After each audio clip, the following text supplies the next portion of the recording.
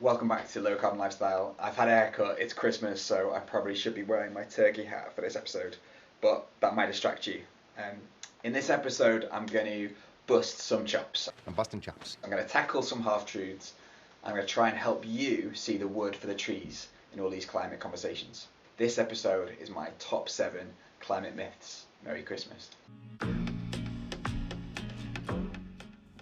Sometimes this whole sustainable living can feel well intimidating, whether it's thinking you need to buy an electric car or install solar panels on your roof. The majority of us can't do that overnight. We can't do that straight away. Or it looks like completely changing the way you live, living off the land or turning vegan overnight, both of which are fantastic things. But for this mini-series, we're going to talk through how each of us can lower our emissions in everyday life and what that might look like. I am really pleased to see that conversations around climate action are everywhere. We are seeing really positive change, and the conversation is getting louder and louder. Unfortunately, I think that also comes with some fairly dubious claims and some misunderstandings. And that's either by accident or as a marketing ploy to get us to spend more money. So, here are my top 7 climate myths. So number 1, my first climate myth may come as a bit of a surprise. The first one is trees.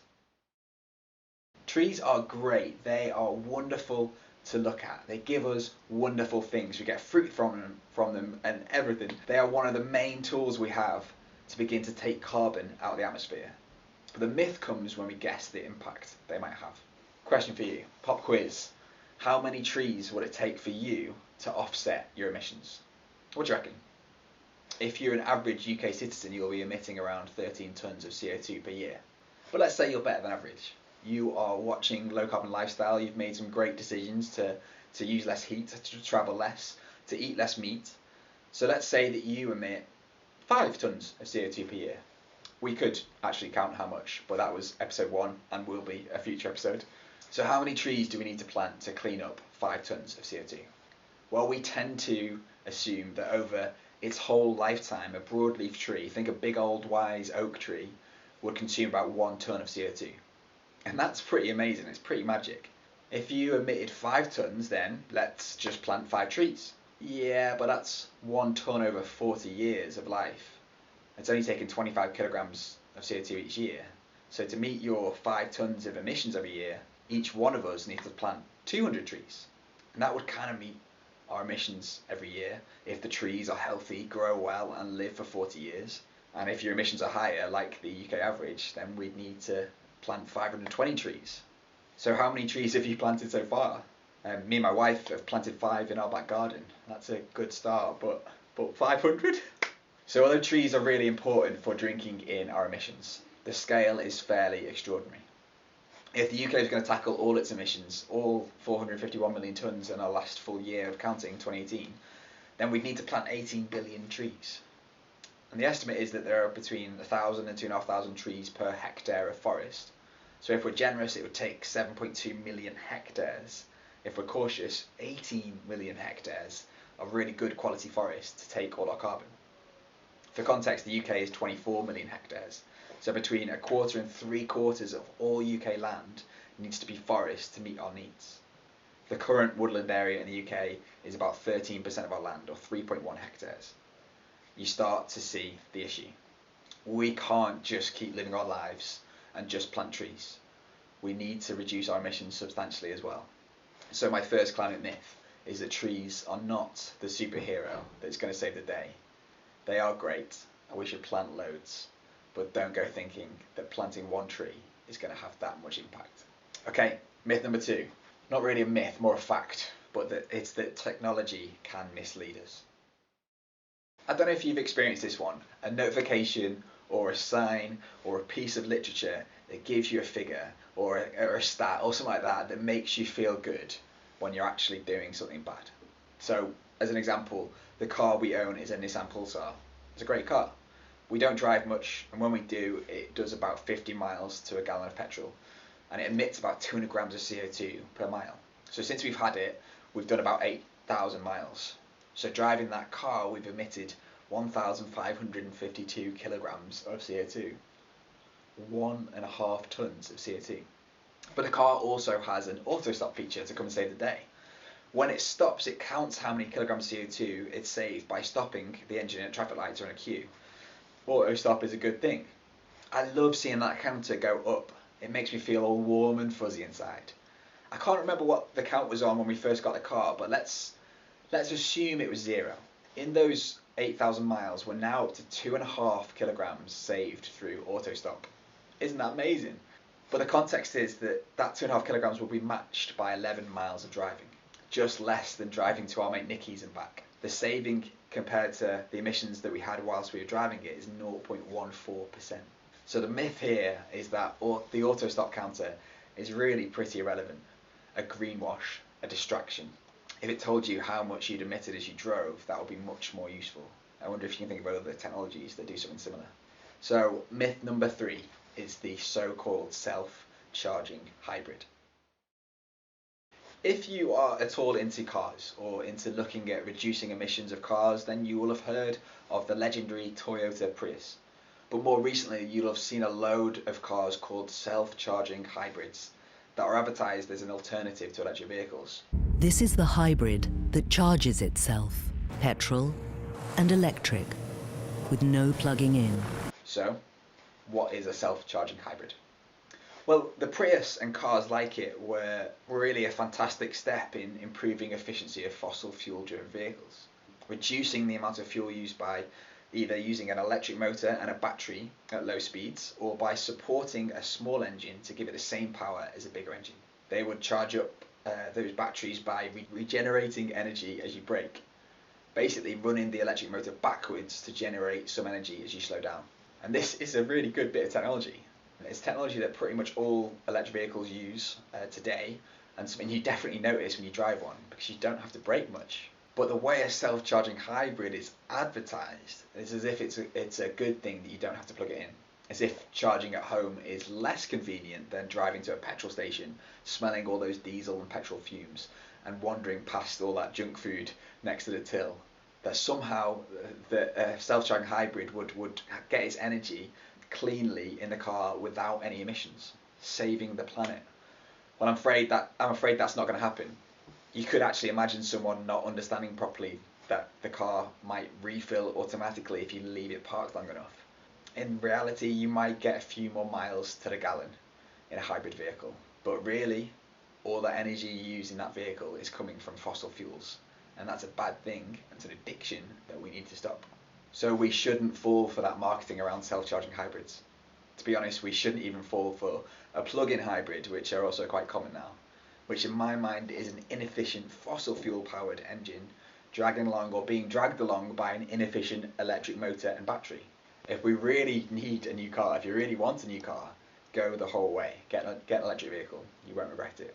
But that leads me on to my 4th climate myth, that electric vehicles are zero emissions. So you'll see quite often that electric vehicles have zero emissions, and that's usually followed by this little asterisk. Always read the asterisk. Well, the idea that EVs are zero emissions is kind of true. There isn't an exhaust belching out noxious fumes, ruining our air quality, making the windows at the front of my house grimy, and filling the air with carbon dioxide like traditional petrol and diesel vehicles do. Neither do electric vehicles make as much noise, so no more boy racers in their Seat Ibizas revving through town. But electric vehicles do have emissions for a couple of reasons. First of all, manufacturing a ton of plastic, metal, wheels, tyres, motors and batteries is a pretty big deal.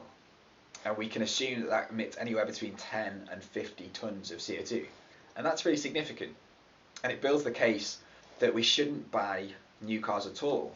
If our current yearly emissions are on average 13 tons, then a new car could be like living your life for up to 4 years. It's not good. But then secondly, electric vehicles still do use energy to get around.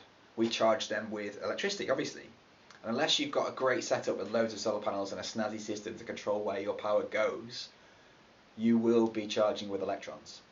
But if you squint a little and think hard enough, really, charging with electrons came from a power station that burns fossil fuels. And we'll come back to that later. So my estimate is that electric vehicles emit 70% less CO2 than an equivalent petrol or diesel vehicle. And that's a bit of an estimate, and it would vary when and where you charge, but it's about right. So EVs are more efficient than fossil fuel vehicles. Their fuel is cleaner, but by no means are they zero emissions. If you have to drive, then driving an electric vehicle is a much less polluting way to get around. Driving a second-hand one or a higher one is maybe even better, but walking, riding a bike, taking a bus, taking a train is pretty good too. So let's not fall into the myth that electric vehicles are zero emissions. They're not. My fifth climate myth is about where we put our blame for the climate crisis. On several occasions, I'm talking more than 5, people have come to me and said, it doesn't matter what we do because China and India are building a new coal power station every week.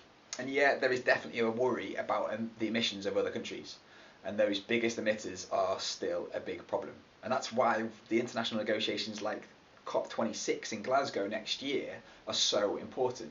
But depending on how you read the latest news, China's announcement to reach zero emissions by 2060 is actually one of the most bold. Yes, their economy and growth has in many ways been fossil fuel powered, and that's fossil powered over the last few decades. But the reality is that the Chinese leadership appear to get it. Whether it's the Chinese-led solar panel revolution and associated price drop, the Chinese-led electric vehicle industry, there are more EV brands in China alone than the rest of the world. Or it's cities like Shenzhen, where they have thousands of electric buses cleaning up their air for public transport, when the UK has about 10 in Harrogate. So where should the blame for the climate crisis lay? Well, the reality is that first, we burnt coal first, 150 years ago, and we've been emitting more than most of the rest of the world for generations. And secondly, over the last 3 or 4 decades, we've offshored our emissions linked to manufacturing, and at the same time, we've consumed exponentially more stuff. And the reality is that a lot of the emissions that are reported as belonging to other countries, maybe developing countries, actually belong to consumerism of the West. We need to sort out the plank in our own eyes urgently, as well as pointing out the speck in the eyes of those developing countries that really have much lower emissions per person. And if you're watching this in the USA, even more so, you really can't blame others. So myth 6 and 7 are sometimes packaged together. So number 6 is 100% renewable electricity. I'm pretty sure that if you're watching this video, you would have heard about renewable electricity tariffs, like the Octopus Energy tariff that I blather on about all the time, or the energy supply bulb, or Good Energy, or OVO Energy, or even some of those big traditional suppliers who will charge you a little bit extra to be 100% renewable. The majority of these tariffs will buy what we call a REGO, a Renewable Energy Guarantees of Origin certificate. So this is a mechanism for ensuring that an energy supplier is supplying what they tell you. The suppliers I just mentioned are therefore buying a certificate to provide you with green electricity. And that money will go in turn to a renewable energy generator like a wind farm or a solar farm. And the more certificates that are bought, the more money that there is sloshing around. And to be fair, the more profit for renewable energy schemes, but also more opportunity to finance new schemes. So these tariffs are a good thing, but what they don't do is guarantee green electrons through your wires. Really what you're doing is shouting, mine, as soon as a green electron comes into the network, which means that brown electrons from gas and coal are forced to your neighbour. In the short term, the electricity grid doesn't change because of your tariff, and every extra kilowatt hour of electricity you use will still make the grid dirtier. We can't switch to a green tariff and think that our whole supply is clean. There are some green tariffs that are a bit more active, let's say. Ecotricity, for example, owns and operates some of the renewable power that you're buying. They call their scheme Bills to Mills, investing their income to build more windmills and what they call sun mills, quite like that. I also understand that they do use similar REGO mechanisms too, but the fact that they build and run their own systems is a good thing, and it's different to other suppliers. So 100% renewable electricity tariffs are good. You should switch, and you should switch immediately. But recognising that asterisk, that note again, that they come with a hint of marketing spin. And then my 7th myth, last but not least, is green gas. Green gas will often be quoted alongside 100% renewable electricity. And you can imagine signing up to these tariffs and sitting back, relaxing and thinking, my home doesn't have any emissions. Well, that's not quite right. Green gas could mean a wide range of things. It could be gas that we make in an anaerobic digester, utilising waste products, rotting them down and capturing that gas. And this is really good. And if those products rotted elsewhere, that gas would be a potent greenhouse gas, and it would be a disaster for the climate. We sometimes call the gas from this process biogas, but green gas could also mean capturing similar gaseous waste from cattle or from an industrial process. And this is also really good. We should keep doing these things. But the problem comes when we then burn that gas. If we captured it and somehow buried it for good, this would be a major win for our emissions. But when we burn it, we still emit CO2. Some people would argue that we have saved more CO2 than we emit, but really, using less biogas would reduce our emissions too, as well as meaning we would dig up less natural gas in the first place. Other than green gas, there are also tariffs that promise to offset our gas use. I've done a whole episode on myth-busting carbon offsetting.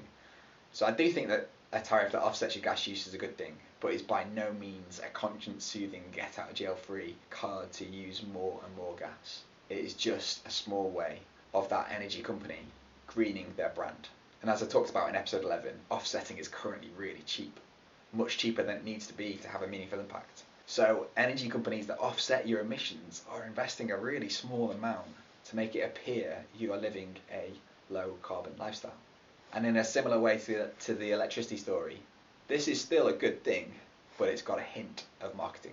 As I've said before, I'm with Octopus Energy, and that is a combination of both 100% renewable electricity as well as offset gas. I use it for different reasons than just those ones. Have a look at episode 2 and episode 12. But I'm conscious that we still need to use less energy, even if it is claimed to be renewable with emissions offset, like the octopus one. So they are my top 7 climate myths. 1, that we need many more trees than you could ever imagine. That planting them is great, but it's not enough. 2, when stuff tells us that we're being climate conscious, but really it's just greenwash. Number 3, there's no such thing as a self-charging hybrid. Number 4, electric vehicles aren't zero emissions, but they do help. Number 5, that we shouldn't put all our blame on China and developing countries. And 6 and 7, that 100% renewable and green gas tariffs are good, but they're not perfect. The reality is we need to see through the marketing, and we need to do the hard work to understand our emissions every day, working hard to get them as close as we can to zero. So thanks for watching the most clickbaity of my videos so far. I would love it if you could like this video, subscribe to this channel, and maybe even follow me on Twitter. And I really hope that for this 2020 Christmas you have a wonderful Christmas and a really happy New Year, despite the pandemic. And I look forward to seeing you maybe in 2021, all vaccinated and safe. Let's put fossil fuels back where they belong, in the ground or in a museum.